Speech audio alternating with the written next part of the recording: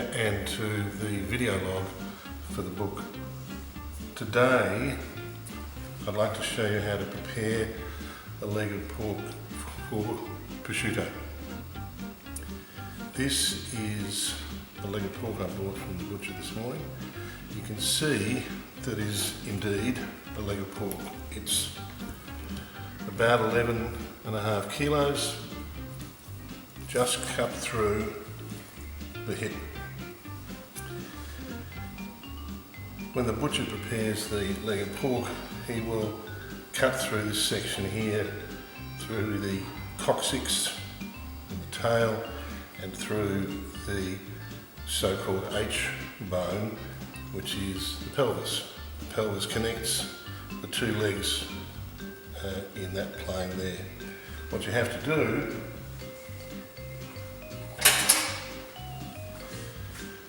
is remove the H bone and remove the remnant of the coccyx in order to give a nice clean surface for the salt to penetrate into the meat. You also do not want additional bone structure in the meat. The bone is a highway for bugs and a means for the bugs to get into the centre of the meat. If you don't take the bones out, it'll rot through the bones. Similarly, you'll observe that the trotter and the hock are still on the leg. If you can get the leg this way, it is much more preferable in my view, because again, you are not having a cut surface where the bugs can enter into the centre of the meat and rot the meat from the inside. So I leave the trotter on if I've got room in the fridge, and I leave the hock on. I come back to this part. The H bone is a tricky bone. It's through around here. As you can see, I'm not a butcher, so a butcher would do this much more easily than me, but I can find my way around it, perhaps not as elegantly as a butcher. All you're doing is exposing the bone and separating meat from bone, trying not to cut away more than you actually need. The reason for that is twofold. You do not want to lose much of the meat, but also you don't want to give the bugs an extra place to enter by cutting too deep into the meat.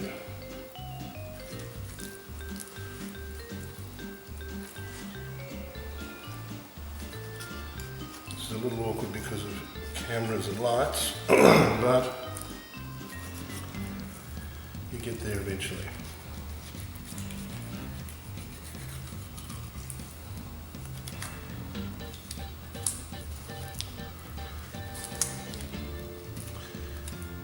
The H bone joins the femur, which is the long bone down the leg, in a ball and socket joint, which is very tightly held by tendons. That's the reason you don't get a dislocated leg or hip. Indeed, there's one tendon right on the top of the ball joint, which is difficult. Once you get that, it's a bit easier. There you go. Tail and the pelvis removed. There's the ball joint. Now, if one were to cure up with this piece of meat as it is, almost inevitably you would get bugs in these nooks and crannies and crevices. What you need to do is shape it clean it off. The best way to do that is to be quite bold. So I don't need this along here. I'll remove it. I don't want these raggy bits through here, so I'll remove them. And the general rule is move the meat to you, don't move yourself to the meat. You'll observe there are raggy bits here. Again, I don't need them. Take them off.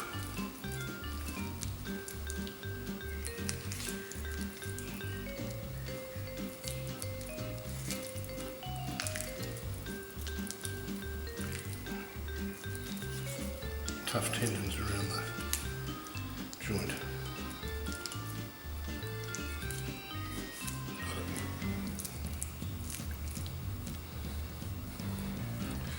So a raggy bit there I don't need. Take it off. Around here, I take this meat off to expose the head of the femur.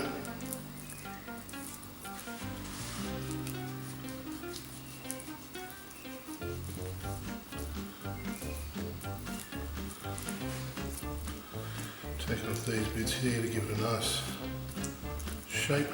Give it that raggy bit there.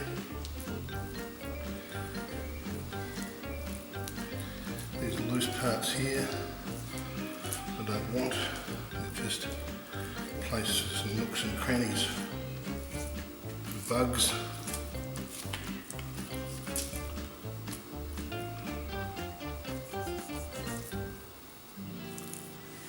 It's not bad.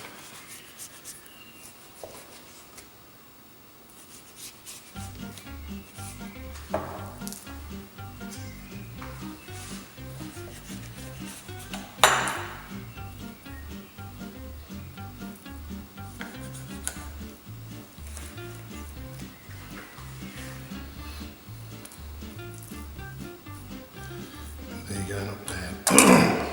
You'll notice here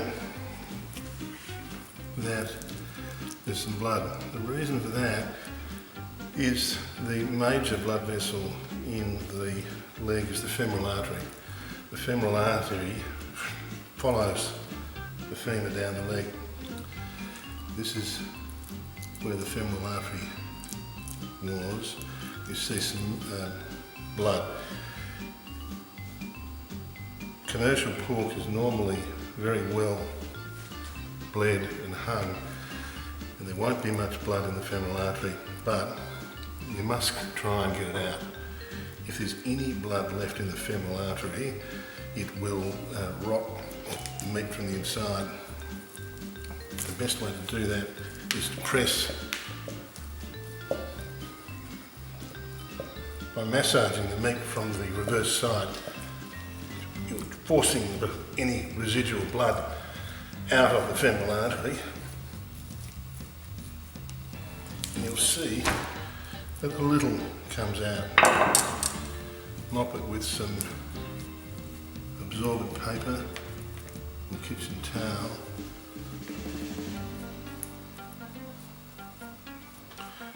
And do it some more. You can roll it with a rolling pin.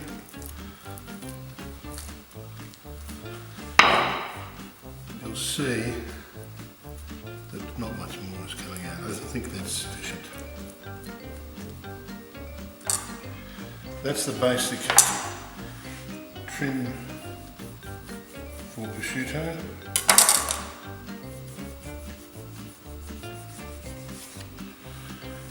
And you'll see the familiar shape.